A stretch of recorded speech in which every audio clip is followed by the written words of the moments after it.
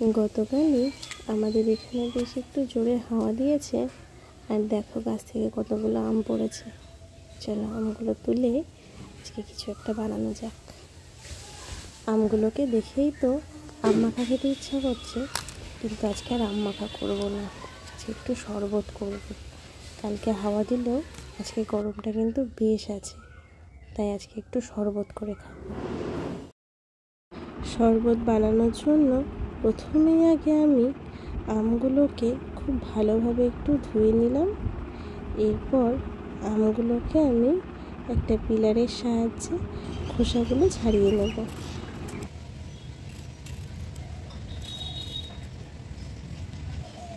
খোসা ছাড়ানোর পর আমগুলোকে এবার আমি টুকরো টুকরো করে কেটে নেব।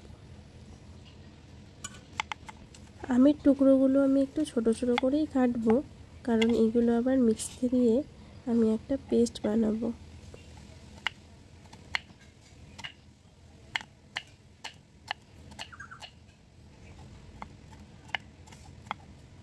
এইভাবে ছোট ছোট করে আমের টুকরোগুলো কেটে নিয়ে এবার সেটা একটা মিক্সির বাটিতে ট্রান্সফার করে নেব। তারপর তার মধ্যে অ্যাড করে দেব ফ্রেশ পুদিনা পাতা আর ফ্রেশ ধনে পাতা। এরপর একে একে দেব 1 চামচ নুন, আমি পিঙ্ক সল্ট ব্যবহার করেছি, এটা যে কোনো নুনই ব্যবহার করা যেতে পারে। তারপর 2 চামচ মতো চিনি, তারপর 1 চামচ মতো চাট মশলা আর 1 চামচ মতো ভাজা জিরের গুঁড়ো। এরপর এর মধ্যে হাফ লেবুর রস দিয়ে আমি এইটাকে খুব ভালোভাবে ব্লেন্ড করে নেব, দিয়ে একটা স্মুথ পেস্ট বানিয়ে নেব। চলুন দেখি কেমন পেস্ট বানানো হলো। ঠিক এরকম একটা পেস্ট বানানো হয়ে গেছে আমার। এবার আমি এটাকে শরবতের জন্য রেডি করে নেব। তার জন্য প্রথমেই একটা থালার মধ্যে একটু নুন দিয়ে আর একটু লঙ্কার গুঁড়ো নিয়ে আমি বেশ ভালোভাবে মিশিয়ে নিলাম। আপনারা চাইলে এখানে একটু চিনিও অ্যাড করে দিতে পারেন, তাতেও বেশ ভালো লাগবে। তবে আমি যেহেতু একটু টক টক শরবতটা খেতে চেয়েছি, সেই জন্য আমি চিনিটা আর অ্যাড করিনি, শুধু নুন আর লঙ্কার গুঁড়ো দিয়ে অ্যাড করেছি।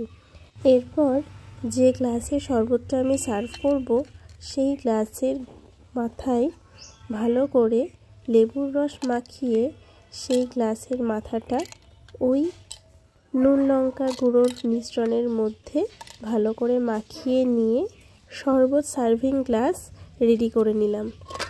এটা বেশ ভালো গার্নিশিংয়েরও কাজ করবে, প্লাস যখন শরবতটা চুমুক দিয়ে খাওয়া হবে তখন নুন ঝালের একখানা থ্রিলও বেশ উপভোগ করা যাবে। এরপর গ্লাসের মধ্যে আমি 3-4 টুকরো করে বরফ অ্যাড করে তার মধ্যে আমের সেই পেস্টটা 2 চামচ মতো করে দিয়ে তার উপর দিয়ে ঠান্ডা জল দিয়ে ভালো করে মিশিয়ে নিলাম। এরপর একটু গার্নিশিংয়ের জন্য ওপর থেকে একটা আমের টুকরো আর পুদিনা পাতা অ্যাড করে দিলাম।